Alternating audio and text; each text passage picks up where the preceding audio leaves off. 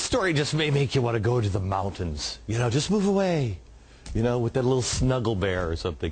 Last week, Iran launched their first domestically built telecommunications satellite into space, and it was like, oh, wow, look, they can have phone service now. Can you hear me now? The rocket that carried the satellite into space was named something Saphir. I don't know what that means. And the satellite was named Omid. I don't know what that means.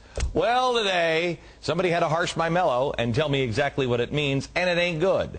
Former senior aide to Israeli Prime Minister Benjamin Netanyahu, Joel Rosenberg, joins me now. He's also the author of a great book, Epicenter 2.0. Okay, Mr. Gloom and Doom, you believe, I mean, this is where, America, this is where we go crazy. You believe that we may be living in the end of days. Well, as an evangelical Christian, yeah, Okay. There's a lot of evidence of that. Okay. I don't want to bring it about, however. That's the difference between me and Mr. Ahmadinejad. Yes, okay. Tell me about the two thresholds quickly. What are the two thresholds that they've just crossed over in Iran? Absolutely. Well, there's two red lines that the United States and Israel has been deeply worried about. Yeah. Iran would cross. First, that they would be able to build a intercontinental ballistic missile, therefore able to reach Europe and the United States. Got it.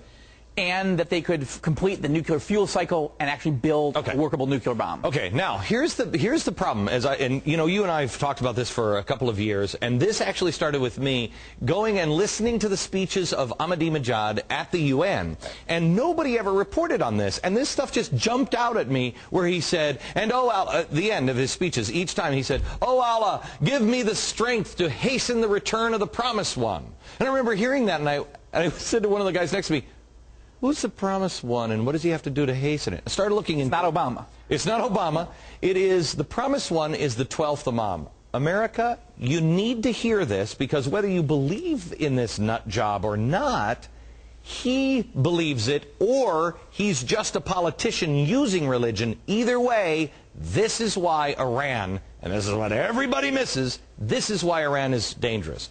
Quickly, in 60 seconds, tell me who the 12th Imam is. Well, as I wrote about in the book Epicenter, the 12th Imam is the Messiah. It's the Islamic Messiah, whom Shia Muslims, not Sunni Muslims, but the Shia Muslims of Iran and Saudi Arabia, or not Saudi Arabia, Lebanon, believe will come back in the end of days. But in order to bring about this Islamic Messiah, the Mahdi, the 12th Imam, Islamic leaders need to hasten his coming by destroying the little Satan, Israel, and the great Satan, the United States. And this is what's dangerous, is because these leaders of Iran currently, not all the people of Iran, but the leaders actually believe they need to create bloody carnage, the death of millions of people, in order to create the conditions for the Mahdi to bring peace. I mean, it's an M&M. I mean, you're talking about, hey, yeah, so anyway, we're just going to, you know, we're just going to bring chaos to the Middle East and wash the world in blood. And then the Mahdi comes back and rules from ancient Babylon. Huh.